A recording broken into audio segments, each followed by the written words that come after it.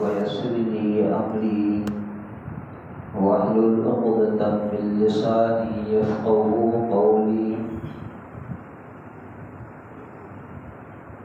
رب زدني علما وارزقني فهما. رب زدني علما وارزقني فهما. رب زدني علما وارزقني فهما. الله أكبر كبيرا والحمد لله حمدا كثيرا. سبحان الله بكرة وأصيلا. سبحانك لا علم لنا إلا ما علمتنا إنك أنت العليم الحكيم. أعوذ بالله من الشيطان الرجيم. بسم الله الرحمن الرحيم. يا أيها الذين آمنوا ادخلوا في السلم كافة. صدق الله العظيم.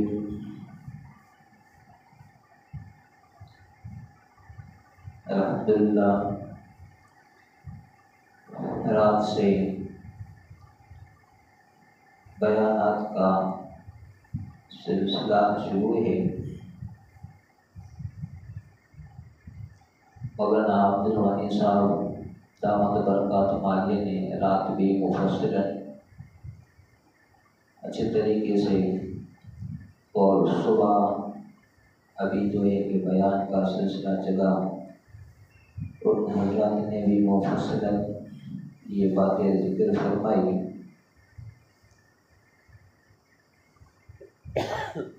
کچھ وقت پہلے اس خانقاہ کے اندر یہ سلسلہ تھا ماہوار، یعنی ہر مہینے کا پہلا اتوار. تو ابھی یہ ترتیب انشاءاللہ حضرت صاحب کی دعا سے جاری رکھیں گے اور اسے عموماً ہر جمعے کے بعد بھی ذکر کا حلقہ رکھتا ہے، لیکن دور دراز احباب والوں کے لیے ماہوار یہ سلسلہ رکھا ہے. تو یہ بڑی خوش نصیبی ہے. ساری بات گزر گئی ہے کہ ہمیں تصوف بھی ملا، تصوف بھی سیکھا اور تصوف والے بھی مل گئے، صحبت بھی اچھوں کی مل گئے.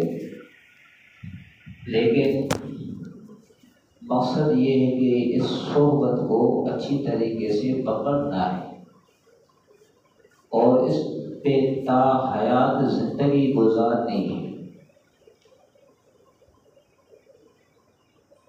لیکن ایسا نہ ہو کہ ہم نے جو یہ صحبت پکڑی ہے آگے جا کے شیطان یا دنیا کے حوادثات اسے نہ کرے کہ ہم دوسرے مشغلے میں لگ جائیں اور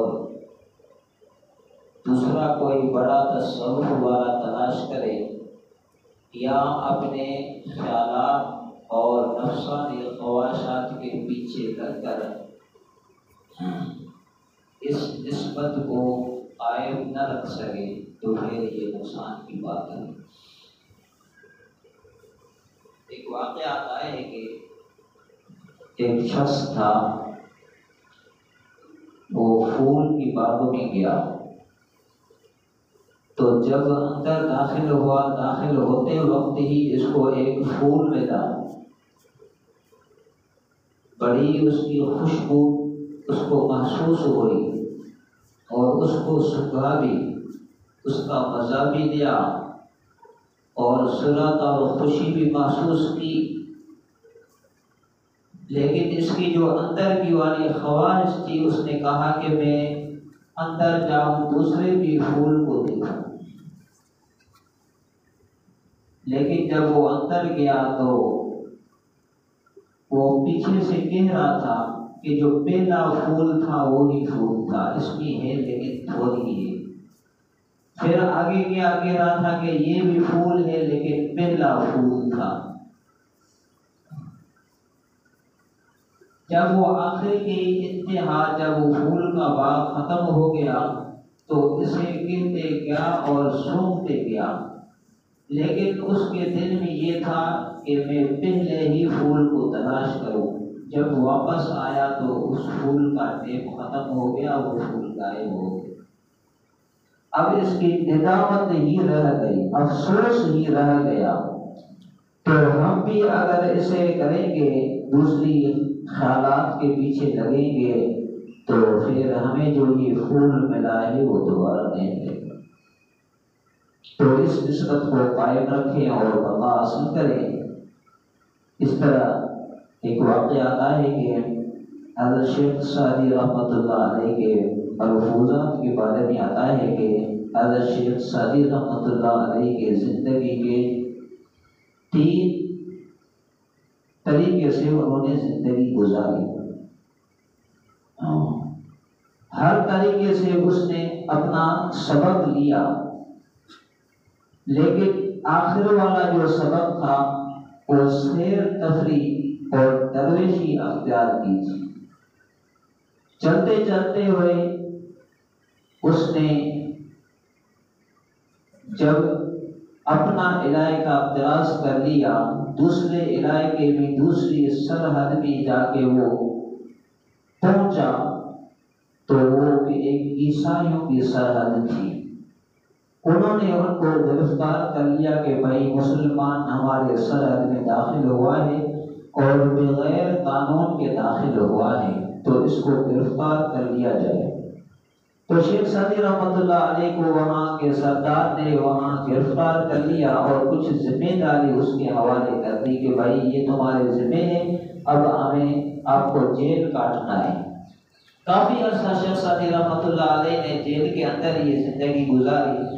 اچانک اپنے علاقے کا اس کو ایک دوست ملا، اس نے پہچان لیا کہ بھائی یہ تو شیخ سعدی ہے۔ ہاں شیخ سعدی ہوں۔ فرمائے کہ کیا واقعہ ہوا؟ فرمائے کہ میں گھومتے گھومتے اپنی سرحدیں چھوڑ کے دوسری سرحد میں چلا گیا اور انہوں نے مجھے گرفتار کر دیا۔ تو اس سردار سے اس نے بات کی کہ بھائی یہ ہمارا آدمی ہے اور اس کو آزاد کر دیا جائے۔ بولا کہ یہ جو ہے آزاد ہوگا لیکن 10 دینار میں۔ اس دوست نے کہا کہ بھائی یہ 10 دینار لے لو اور شیخ سعدی کو آزاد کر دو۔ تو اس نے 10 دینار میں آزاد کر کے اس کو اپنے علاقے میں لے کے آیا۔ اپنے علاقے میں لے کے اس نے، وہ بھی اس علاقے کا ریس تھا، زمیندار آدمی تھا، اس نے کہا کہ اب تو شیخ کی زندگی اس سے گزر گئی ہے، آخری زندگی ہے، اب بوڑھا بھی ہونے والا ہے اور اب میری ایک بیٹی ہے، میں کیوں نہ اس کو نکاح میں دے دوں۔ شیخ سعدی رحمۃ اللہ علیہ کی اس اپنے بیٹی سے اس کا نکاح کرا دیا 100 دینار میں۔ بولا کہ 100 دینار حق مہر دے دو اور میری بیٹی نکاح میں دے دو۔ شیخ سعدی نے ایک پہلا انسان جتلایا، سوچا کہ بھائی اس نے تو میرے 10 دینار میں آزاد کر دیا ہے، لیکن اب جو ہے کہ 100 دینار لے رہا ہے اور مجھے لگتا ہے کہ اس سے زیادہ یہ گرفتاری، اس سے زیادہ یہ جو جیل ہے وہ بہت مشکل لگے گا۔ چلو اب تو انکار کی گنجائش نہیں ہے۔ تو اس کا نکاح ہو گیا، گھر والی اس کے پاس رہ گئی، کچھ دن یہ سلسلہ چلا، لیکن آگے جا کے یہ سلسلہ گڑبڑ ہونے لگا۔ تو شیخ سعدی اپنے گھر والی کو کہتا تھا کہ بھائی دیکھو تیرا باپ جو ہے کہ مجھے وہاں سے 10 دینار میں چھڑا کے آیا قید سے، ادھر آ کے مجھے 100 دینار میں گرفتار کر دیا۔ وہ جو جیل تھا 10 دینار والا وہ تو اچھا تھا، وہ جو زندگی تھی وہ تو اچھی تھی، لیکن آپ کے ساتھ جو زندگی گزارنا ہوں اس سے تو میری جان نہیں چھوٹے گی۔ اب وہاں میں 10 دینار نہیں دے سکا، لیکن اگر میں خدا نخواستہ طلاق دوں آپ کو، آپ کے ساتھ زندگی نہ گزار سکوں، تو میں 100 دینار کہاں سے دوں گا؟ تو کہنے کا مقصد یہ ہے کہ میرے عزیز دوستو، یہ جو ہمیں نسبت ملی ہے، بس یہ ایک ہی نسبت کو ہم پکڑیں اور اس نسبت کو قائم دائم رکھتے ہوئے ہم اپنے دلوں کو منور کر دیں۔ یقین جانیں کہ آپ حضرات سارے باصلاحیت باشرے ہیں، اپنے دنیا کا ماحول دیکھ لیا، دنیا بھی کما لی، ساری چیزیں حاصل کر لی ہے، ہاں تو اب یوں سمجھو کہ اللہ ماشاءاللہ کم حضرات تو ہوں گے جو 40 سال کے عمر سے کم ہوں گے، تقریباً سارے حضرات بیٹھے ہیں تو ان کی عمر تو 40 سال سے اوپر ہی ہوگی، اور آپ ہی جانتے ہو کہ جب انسان 40 سال کا 40 سال اس کی عمر ہو جاتی ہے تو پھر اس کا بہتر طریقہ یہ ہے کہ بقیہ جو زندگی ہے وہ اللہ کے حوالے کر دیں۔ جس طرح ہم نے اپنا ہاتھ اپنے شیخ کے حوالے کر دیا ہے، اپنی جان اب اللہ کے حوالے، تو بقیہ جو زندگی ہے اس زندگی کو قیمتی بنائیں اور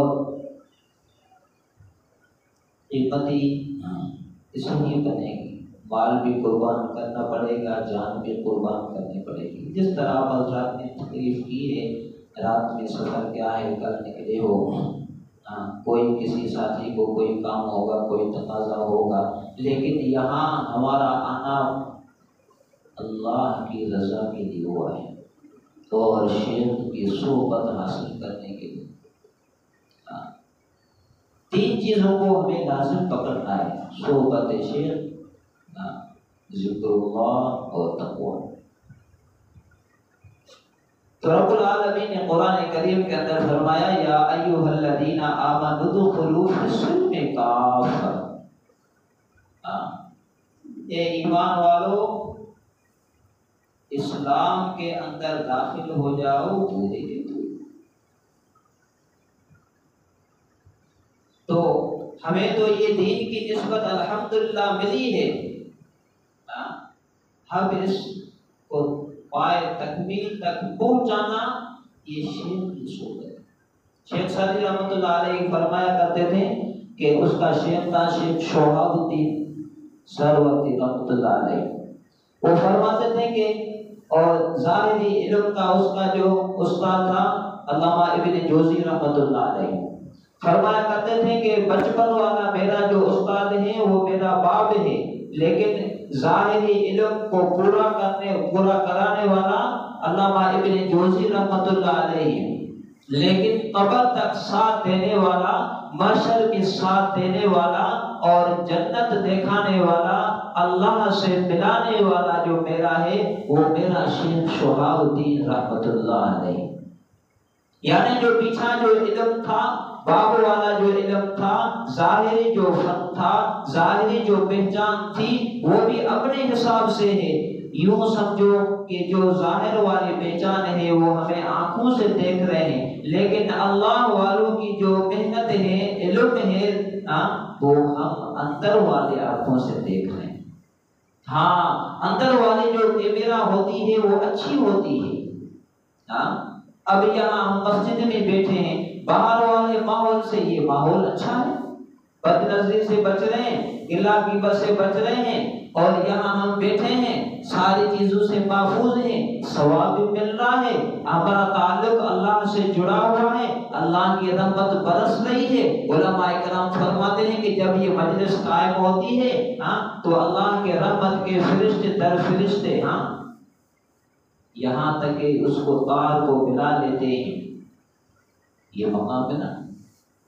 تو یہ بڑی مجلس، اچھی مجلس ہے، یہ نسبت بھی اچھی نسبت ہے، اس نسبت کو ہم قائم رکھتے ہوئے اگر یہ زندگی بسر کریں گے تو کامیابی ہوگی۔ تو میرے عزیز دوستو، آپ حضرات کوشش کیا کریں، انشاءاللہ ابھی تو میں دیکھ رہا ہوں کہ کافی ساتھی نئے بھی لگ رہے ہیں، کیونکہ اس ماحول سے تو واقف تو ہو کے، لیکن اپنے حساب سے کوئی سنتا ہوگا کہ شیخ بھی ہوتا ہے، خانقاہ بھی ہوتی ہے، یہ نظام بھی چلتا ہے، لیکن ساری محنت اپنی جگہ پہ ہے، لیکن یہ جو خانقاہی نظام ہے یہ بڑی اچھی والی محنت ہے. یہ محنت رنگ دلاتی ہے اور رنگ لگاتی ہے، اور اس کا جو رنگ ہوتا ہے وہ ہمیشہ باقی رہتا ہے. کوئی ایک رنگ ہوتا ہے نا جس کو ہم کہتے ہیں کتنا بھی پکا رنگ ہو، جس دیوار کو لگائیں، جس دروازے کو لگائیں، وہ رنگ تو رہے گا لیکن اس کی جو چمک ہے نا وہ ختم ہو جاتی ہے، یا دھوپ کی وجہ سے یا کسی اور مسئلے کی وجہ سے. لیکن اللہ والوں کا جو رنگ ہے وہ اس کی چمک بھی باقی رہتی ہے، لیکن لگانے کے بعد اس چمک کے اندر اور بھی اضافہ ہوتا ہے اور ہر وقت وہ چمک مہکتی رہتی ہے. اور اسی طرح مہکتی ہے جس طرح آپ حضرات دیکھتے ہوں گے گلاب کا جو پھول ہے وہ رات کے ٹائم نہیں اسی طرح ہی ہوتا ہے، لیکن جب صبح کا سادے کا ٹائم ہوتا ہے تھوڑی سی اس کو دھوپ لگتی ہے تو وہ خود کا خود پھول جاتا ہے. اسی طرح ہمارے حضرت صاحب رحمۃ اللہ علیہ ایک شعر پڑھا کرتے تھے، فرمایا کرتے تھے بیکار ہے وہ گل جس گل میں بو نہیں، بیکار ہے وہ گل جس گل میں بو نہیں، برباد ہے وہ دل جس دل میں تو نہیں. بیکار ہے وہ گل جس کی بو نہیں ہے، خوشبو نہیں ہے تو وہ بیکار ہے. ہمارے دل بھی اگر وہ بیکار ہو جائے اور ہمارے دل میں اللہ نہ ہو جائے تو یہ دل ہی بیکار ہو گئی. جب دل بیکار ہو گئی، دل کے اندر بگاڑا ہو گیا تو میرے عزیز دوستو ہمارا جسم بھی اندر بگاڑا ہو گیا. پھر آگے فرمایا کہ اللہ کا مزہ مرشد کے پائے کھانے بھی، اللہ کا مزہ مرشد کے پائے کھانے بھی. ہم وہاں پہ ذکر کرتے ہیں، وہاں بھی ہمارے مجلس لگتی ہیں، لیکن یہاں جو ہم حضرت صاحب کے پاس آتے ہیں تو ایک الگ مزہ ہوتا ہے. کوئی ساتھی کہہ رہا تھا کہ صبح مراقبے میں بہت مزہ آیا، کوئی الگ بات کرتا ہے، تو اللہ والوں کے ساتھ بیٹھ کر جو ذکر ہوتا ہے اس کا الگ ہی مزہ ہوتا ہے. تو فرمایا کہ اللہ کا مزہ مرشد کے پائے کھانے میں ہے اور دونوں عالم کی حقیقت ایک پیمانے بھی ہے. دونوں عالم کی حقیقت ایک پیمانے بھی ہے. جب ہم اللہ کے سامنے بیٹھتے ہیں تو دونوں عالم کی حقیقت، اللہ کا تعلق بندے سے اور بندے کا تعلق اللہ سے، اور یوں سمجھو کہ ہم اللہ کو دیکھ رہے ہیں. اللہ کے بدفعل ہم اللہ کو کہاں دیکھتے ہیں؟ جنت میں دیکھتے ہیں. یہ جو مساجد ہیں یہ جنت تو ہے، اللہ کا گھر ہے، اللہ کی رحمت برستی ہے. تو فرمایا یہی دونوں عالم کی حقیقت ایک پیمانے بھی ہے.